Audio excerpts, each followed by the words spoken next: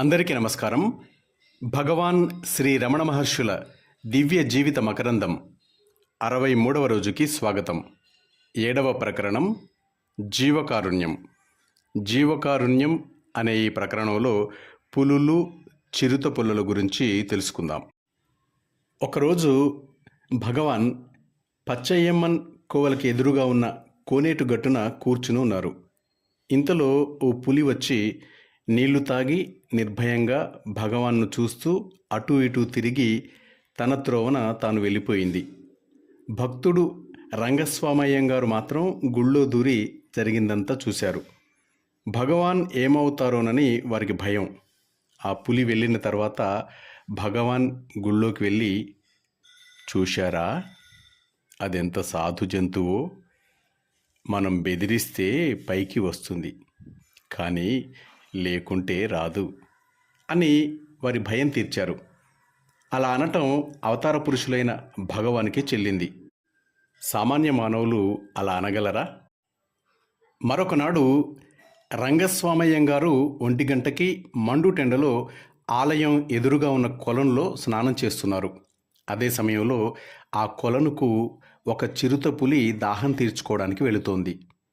అవతల ఒడ్డున స్నానం చేస్తున్న అయ్యంగారు చిరుత పులిని చూడనే లేదు. భక్తులతో మాట్లాడుతున్న భగవాను చప్పున లేచి ఆ చెరువు దగ్గరకు వెళ్ళారు. చిరుత పులిని ఉద్దేశించి, ఇప్పుడు పోయి కొంచెం ఆగి తర్వాత రా, నిన్ను చూసి అయ్యంగారు భయపడతారు అన్నారు. భగవాన్ ఆదేశానుసారం ఆ చిరుత పులి అక్కడి నుంచి వెళ్ళిపోయింది. ఓ రోజు సాయంత్రం భగవాన్ అరుణాచలం కొండపైకి ఎక్కుతున్నారు. ఒక హంగరీ దేశస్థురాలు భగవాన్ వెంట ఉంది. కొంత దూరం వెళ్ళాక ఓ పెద్ద పులి వారికి ఎదురుగా వస్తోంది. ఆమె భయంతో వణికిపోతోంది. నోట మాట కూడా రావటం లేదు. ఆ పెద్ద పులి బాగా దగ్గరకు వచ్చి భగవాన్కు సాష్టాంగ నమస్కారం చేస్తున్నట్లు కాళ్లపై కూర్చుంది. దాని కళ్ళు భగవాన్పై నిలిచాయి. ఆ భక్తురాలి చేతిని భగవాన్ పట్టుకోగా ఆమె భయం పోయింది. భగవాను, పెద్ద పులి ఒకరినొకరు నిశ్చలంగా కాసేపు చూసుకున్నారు. కొంతసేపటికి భగవాన్ మృదువుగా పెద్ద పులితో, ఇక నీవు వెళ్ళవచ్చు అన్నారు. వచ్చిన పని అయిందన్నట్లు ఆ మాటలు విని పెద్ద పులి కొండపైకి వెళ్ళిపోయింది. ఆ భక్తురాలు విస్మయంతో భగవాన్ను పరీక్షగా చూస్తూ మనసులో ఈ విధంగా అనుకుంది, ఈయనలో భగవంతుణ్ణి చూసింది కాబోలు ఆ పెద్ద పులి. భగవాన్ విరూపాక్ష గుహలో ఉండగా సమీపంలో ఉన్న ఊటలో నీరు తాగేందుకు ఒకరోజు చిరుతపులి గాండ్రిస్తూ వచ్చింది. భక్తులంతా భయపడ్డారు. దాన్ని తోలే నిమిత్తం పళ్ళాలు, డబ్బాలు తీసుకుని శబ్దం చేయసాగారు. ఆ పులి నీళ్లు తాగి ఒక్కసారి గాండ్రుమని అరిచి అక్కడి నుంచి వెళ్ళిపోయింది. భగవాన్ ఆ భక్తుల్ని చూసి, మీరెందుకట్లా శ్రమపడతారు? ఆ పులి ఒక్క అరుపుతో వస్తున్నానని నాకు తెలియజేసింది. నీళ్లు తాగి మరొక అరుపుతో వెళ్తున్నానని చెప్పి తన దారిన వెళ్ళిపోయింది. మీ జోలికి రాలేదు కదా, మీకెందుకీ భయం? ఈ కొండ వారి నివాసం. వారింటికి మనం వచ్చి వారిని రాకుండా తరుమటం ఏ న్యాయం? ఊరుకోండి, ఇంక చాలు అట్టహాసం అని వారించారు భగవాన్. వారి భయం పోగొట్టడానికో ఏమో మళ్ళీ ఈ విధంగా అన్నారు, ఈ గిరిలో అనేక మంది సిద్ధపురుషులు నివసిస్తూ ఉంటారు. వారు నన్ను చూడాలని ఏవేవో రూపాలతో వస్తూ పోతూ ఉంటారు. వారికి ఏ విధమైన అలజడిని కలగనీయరాదు సుమా అని సెలవిచ్చారు భగవాన్. ఒకరోజు పగలే విరూపాక్ష గుహకు బయట ఉన్న బండ మీద భగవాను, వాసుదేవ శాస్త్రి గారు కూర్చున్నారు. లోయలో ఒక పెద్ద పులి, ఒక చిరుత పులి తిరుగుతున్నాయి. స్నేహభావంతో ఉన్న వాటి చర్యలు తిలకిస్తున్నారు భగవాన్. శాస్త్రి గారు భయంతో గుహకు పోదామని భగవాన్ని కోరినా భగవాన్ అక్కడి నుంచి కదల్లేదు. శాస్త్రి గారు మాత్రం భయంతో గుహలోకి వెళ్ళిపోయారు. అవి రెండూ కాసేపు తచ్చాడి స్వామిని చూస్తూ ఏ భయ వికారాలు లేకుండా సాధు జంతువుల్లా ఒకటి కొండ పై భాగానికి, ఒకటి కింది భాగానికి వెళ్ళిపోయాయి. అప్పుడు మెల్లగా శాస్త్రి గారు బయటకొచ్చి, స్వామి, ఆ రెండూ అంత సమీపంలో తిరుగుతూ ఉంటే భయం పుట్టలేదా మీకు? అన్నారు భగవాన్‌తో. ఎందుకు భయం? చూస్తున్నప్పుడే అనుకున్నాను. ఒకటి కిందికి, ఒకటి పైకి వెళతాయని. అట్లాగే వెళ్ళాయి. అమ్మో పులి అని జంకితే అవి కూడా అమ్మో మనిషి అని భయపడి మింగటానికొస్తాయి. మనకా భీతి లేకుంటే వాటికి ఉండదు. సహజంగానే సంచరిస్తాయి అన్నారు భగవాన్. భగవాన్ ఎంత ధైర్యం చెప్పినా శాస్త్రిగారి భయం మాత్రం పోలేదు. క్రూర వన్యమృగాలు కూడా భగవాన్ ఆదరణను పొందటం ఎంత ఆశ్చర్యం. భగవాన్ తాను మానవాతీతుడను అని పదే పదే భక్తులకు తమ మాటలతో చేతలతో నిరూపించినా కూడా భక్తులు భగవాన్ను తమలో ఒకరిగా అంటే మానవ మాతృనిగా భావించటం గమనార్హం.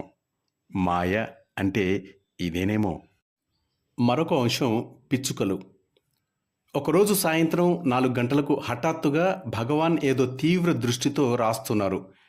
ఉన్నట్టుండి ఉత్తరం వైపు కిటికీ గుండా బయటకు చూశారు. వెంటనే రాయడం ఆపి హాలు పైకప్పును పరీక్షగా చూశారు. అలా చూస్తూ ఎదురుగా ఉన్న భక్తులతో మెల్లగా, పైకప్పులో పిచ్చుక గూడు ఉండాలి, కనపడటం లేదు, ఏమైనట్లు? ఇప్పుడే ఆ పిచ్చుకలు వచ్చి తమ గూడు పోయిందని గోల పెడుతున్నాయి అని అంటూ కిటికీ వంక చూశారు.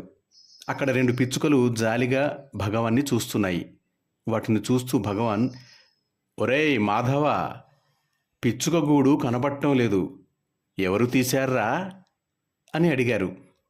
మాధవస్వామి నిర్లక్ష్యంగా, గూడుని ఎన్నిసార్లు లాగేసినా అవి మళ్ళీ మళ్ళీ కడుతూనే ఉన్నాయి, ఈరోజు ఉదయమే మళ్ళీ లాగి పారేశాను అన్నాడు. నువ్వేనా ఆ పని చేసింది?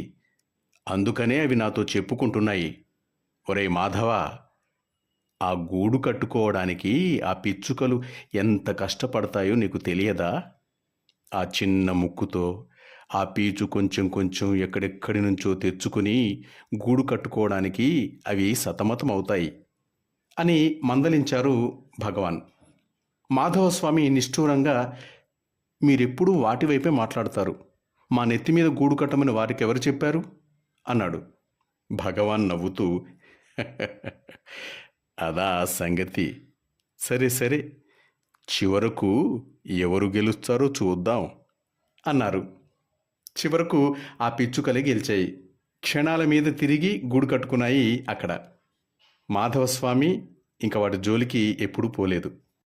శ్రీ రమణాశ్రమంలో కొన్ని రోజులు కరెంటు లేదు.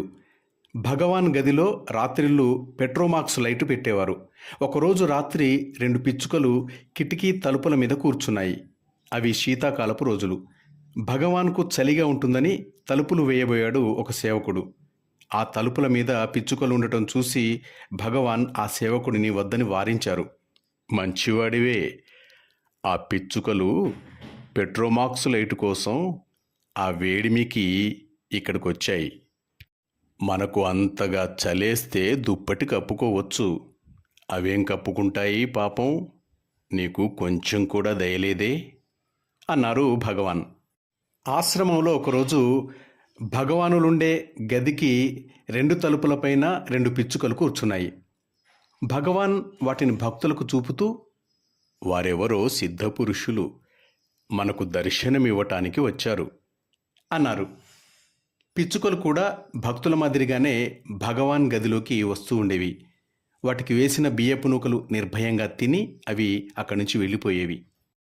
మాస్టర్స్, భగవాన్ సన్నిధిలో ఉండే ఉడుతలు, తేళ్ళు, పాములు, చీమల గురించి రేపు విందాం. అంతవరకు సెలవు తీసుకుంటూ మీ నవీన్, వరంగల్.